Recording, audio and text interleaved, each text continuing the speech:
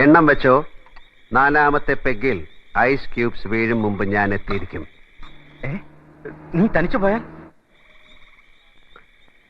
Eric ജോണിനെയും ഫ്രണ്ട്സിനെയും കൂട്ടാം.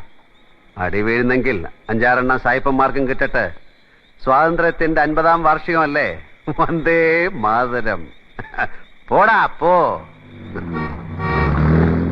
തമ്പി നീ ഉക്കാറ്. ഇനി ഇത് ഞാൻ ചവിട്ടും. അമ്മ ശംഭോ മഹാദേവ.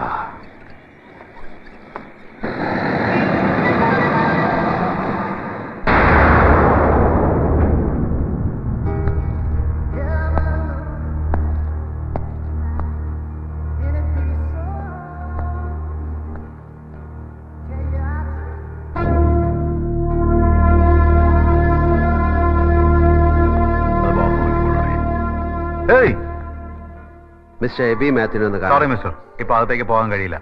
ഒരു അർജന്റ് പ്രശ്നമുണ്ട്. என்ன மிஸ்டர், இப்ப பார்க்க முடியாதுன்னு சொன்னார்ல, சொன்னா புரியல? Go man. வாயா.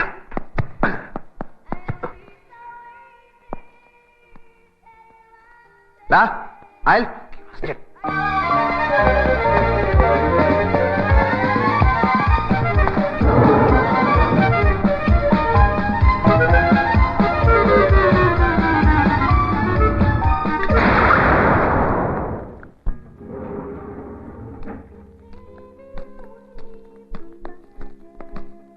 Hi there. We would like to meet Mr. Ebbie Matthews. Just a minute, sir. Hello. Hi. I hope you have an appointment. Yeah, we do. Are you sure? Sure. There he is. Mr. Ebbie Matthews has come. Hello. Hello. I am Ebbie Matthews. I'm Eric from Denmark. Hi. Hello. If you don't mind, please spend some time. Cheers.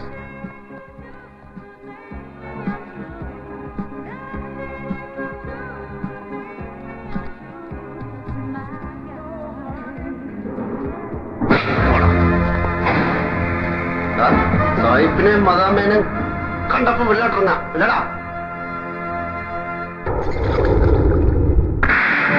ഒരപ്പന് പറഞ്ഞ ഒരു വാക്കേ പാടുന്നു.